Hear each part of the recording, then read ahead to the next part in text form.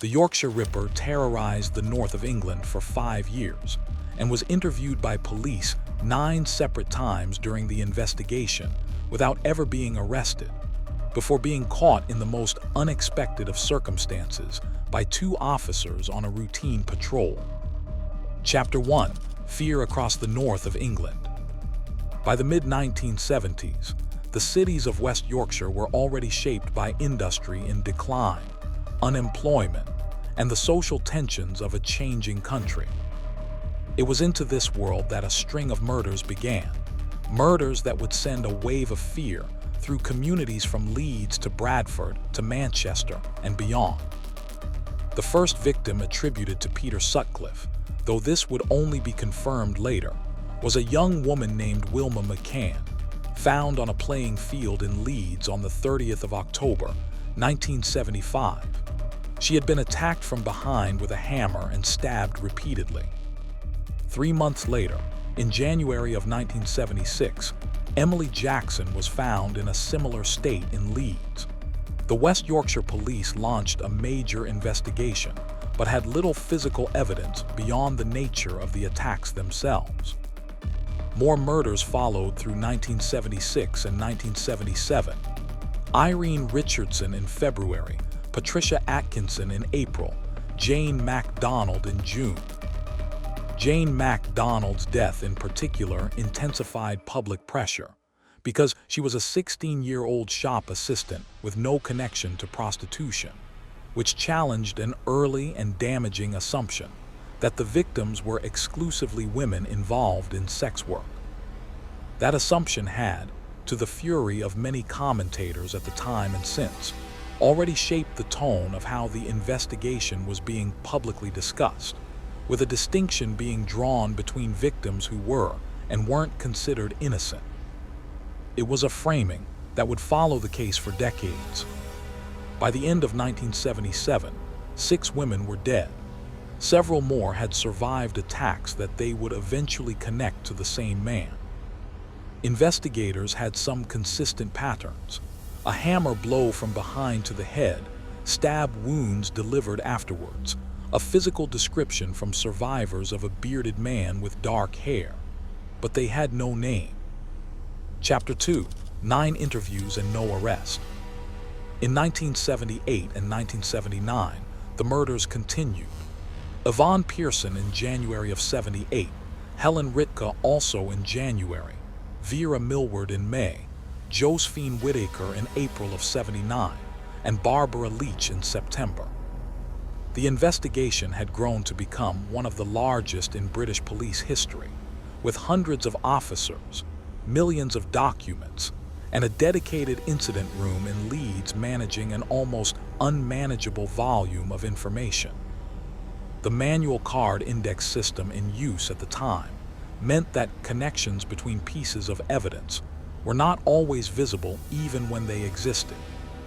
Peter Sutcliffe had come to the attention of investigators multiple times during this period.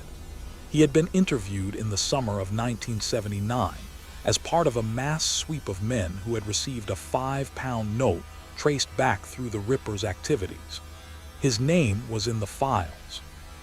He had also been noticed at known red light areas on multiple occasions. Each time, detectives spoke to him, and each time he remained calm, gave satisfactory answers, and was released. He was diligent, thoughtful, and gave police enough to walk away with.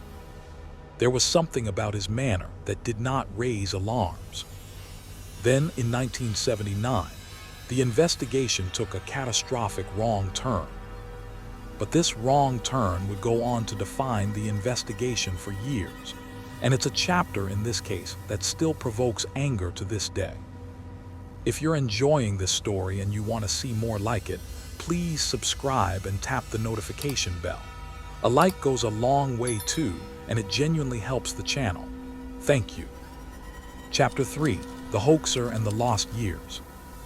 In June of 1979, the incident room received a cassette tape in the post. It was accompanied by letters, and the voice on the tape claimed to be the Yorkshire Ripper. The voice had a distinctive Wearside accent from the Sunderland area in the northeast of England. The tape was genuine in tone, taunting the lead detective, Assistant Chief Constable George Oldfield by name, and containing information that investigators initially believed could only have come from the actual killer. George Oldfield was convinced by the tape. He went public with it, releasing excerpts to the media and appealing for people to come forward if they recognized the voice. The tape was played at football grounds across the North, broadcast on the radio, used at the center of press conferences. The investigation was, to a significant degree, reoriented around finding a man from Wearside. The problem was that the tape was a hoax.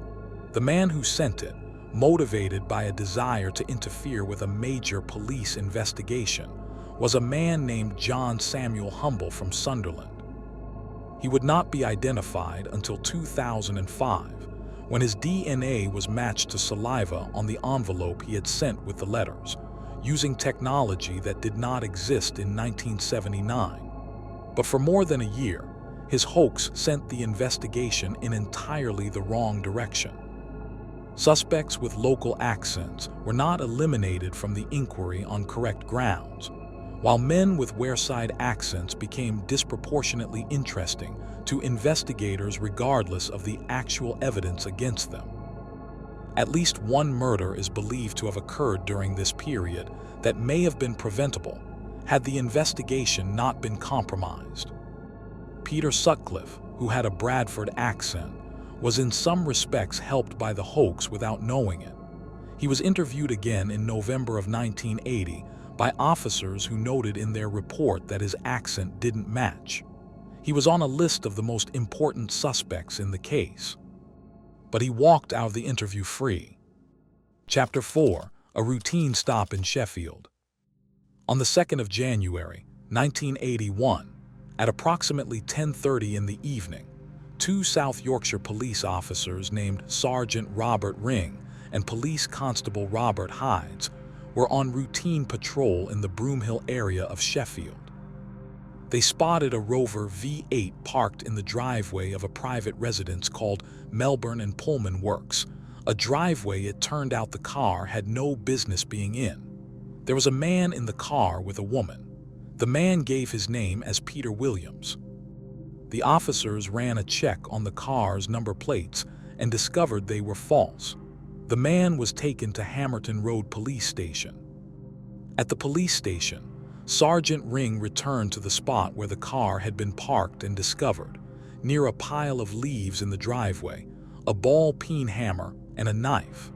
The man had asked to use the toilet when first detained and was believed to have disposed of them there.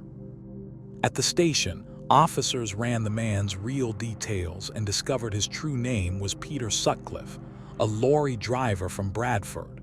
A call was made to the Yorkshire Ripper incident room. The name Peter Sutcliffe was recognized. By the early hours of the 3rd of January, detectives from the Ripper inquiry were on their way to Sheffield. Sutcliffe was questioned through the night and into the following day. At first, he was evasive. Then, when told that police had found the weapons and that a second visit to the spot where he had been parked had turned up further items, he began to talk. By the afternoon of the 4th of January, he had confessed to being the Yorkshire Ripper. He described 13 murders and 7 attempted murders in detail. He was calm throughout. He told investigators he had a mission from God. Chapter 5. The trial and the inquiry that followed. The trial of Peter Sutcliffe opened at the Old Bailey in London in May of 1981. The Attorney General had requested the venue be moved from West Yorkshire due to the difficulty of finding an impartial jury in the area. The prosecution and defense had initially agreed to enter pleas of guilty to manslaughter on grounds of diminished responsibility due to a paranoid schizophrenia diagnosis, which would have avoided a full trial. The trial judge rejected this arrangement and insisted the matter go before a jury. The jury heard evidence over a period of weeks. Sutcliffe's defense maintained that he had acted under divine instruction, hearing voices he believed to be the voice of God telling him to kill. Multiple psychiatrists gave evidence supporting the diagnosis of paranoid schizophrenia. The prosecution challenged this account, suggesting the divine mission narrative was constructed after the fact as a legal strategy, noting that Sutcliffe had never mentioned it during his initial lengthy confession and had only introduced it later when legal discussions about his plea began. On the 22nd of May, 1981, the jury found Peter Sutcliffe guilty of 13 murders and 7 attempted murders. He was sentenced to 20 concurrent life terms, with the judge recommending a minimum of 30 years before any parole consideration. He was later transferred from prison to Broadmoor Hospital, a high-security psychiatric institution, in 1984, after a panel of doctors concluded he was genuinely suffering from paranoid schizophrenia. In 2006, a formal inquiry led by Sir Christopher Holland concluded that the West Yorkshire Police had made significant and serious errors in the investigation, particularly in its handling of the Wareside Jack hoax tape, and recommended substantial reforms to major incident room procedures. The hoaxer John Humble was convicted of perverting the course of justice in 2006 and sentenced to 8 years in prison. Peter Sutcliffe died in November of 2020 at Franklin Prison in County Durham, where he had been transferred from Broadmoor after being deemed no longer requiring high-security hospital care. He was 74 years old. He died of complications from COVID-19, having refused treatment. The women he killed were aged between 16 and 47 and came from many different walks of life, a fact that the early framing of the case had often obscured, and that those who followed the case in later years worked hard to restore.